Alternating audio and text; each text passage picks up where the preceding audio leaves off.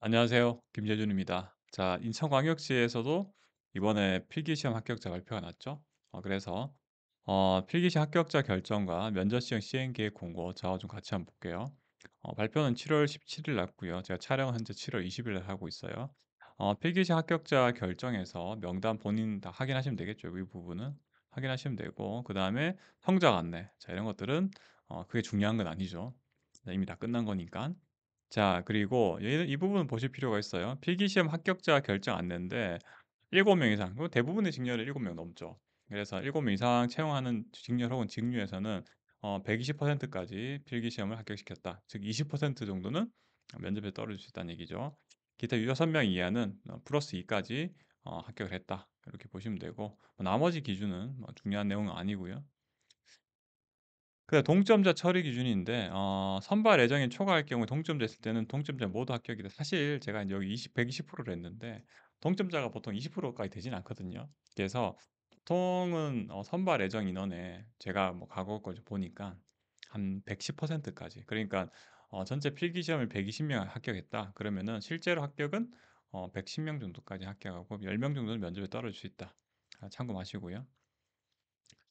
그다음에 인적성 검사 및 서류 제출 부분이죠. 이 부분이 중요한데 인적성 검사에서 준비물이 있어요. 그래서 응시표랑 신분증, 컴퓨터용 흑색 사인펜, 수용 테이프 등 이렇게 내용을 준비물 기본적으로 이렇게 준비를 하셔야 되고요. 그다음에 실제로 인적성 검사는 어떤 내용을 하냐면 7월 30 일이죠. 7월 현재 영상은 7월 20일 찍고 있는데 7월 30일 날 무려 265문 정답 없어요. 제가 인적성 같은 거는 말씀드리지만 이 부분은 정답 있는 부분은 아닌데 제가 굳이 하나 첨언을 말씀드리자면 우리 공직에서의 어떤 일은 개별적으로 본인 혼자 하는 일은 아니잖아요. 그래서 함께하는 일이다. 그래서 뭔가 공동의 어떤 같이 함께하는 일에 대해서 적극적으로 참여하고 또 공직에 입문하시니까 개인적인 어떤 이득보다는 개발보다는 봉사하는 정신 좀 갖춘 사람을 채용하겠죠.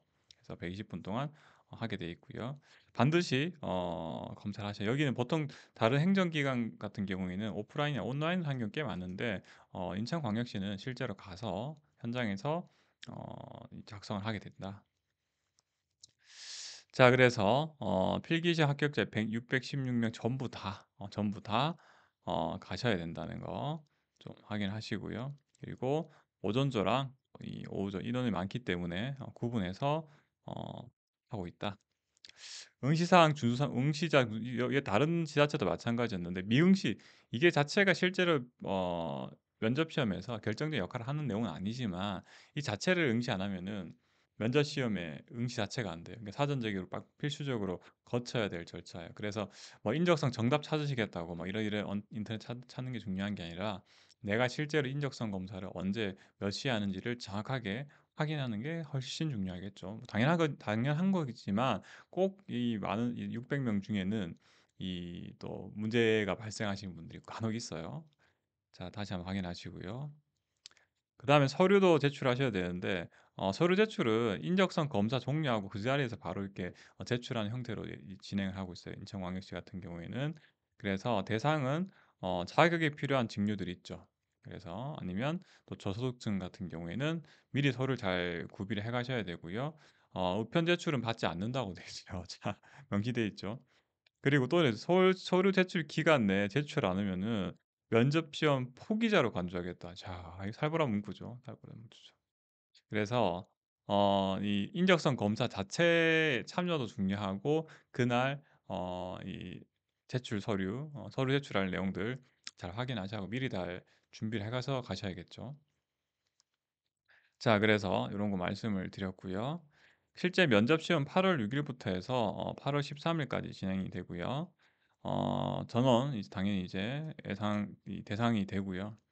근데 인천광역시가 다른 지방자치단체랑 좀 다른 게 있어요. 인천광역시 같은 경우에는 어 집단 토론이 있어요. 제가 쭉 넘겼는데 준비물을 또 말씀드리면 면접시 응시표랑 신분증 그다음에 컴퓨터용 사인펜, 필기구 이런 것들 다 준비를 잘 하셔야 되고요. 마치 이제 우리 필기시험 준비하시는 것처럼 면접 방법이 다른 지역은 뭐 자기소개서는 이런 것들 작성하는 게 있는데 인천광역시는 계속 그랬어요.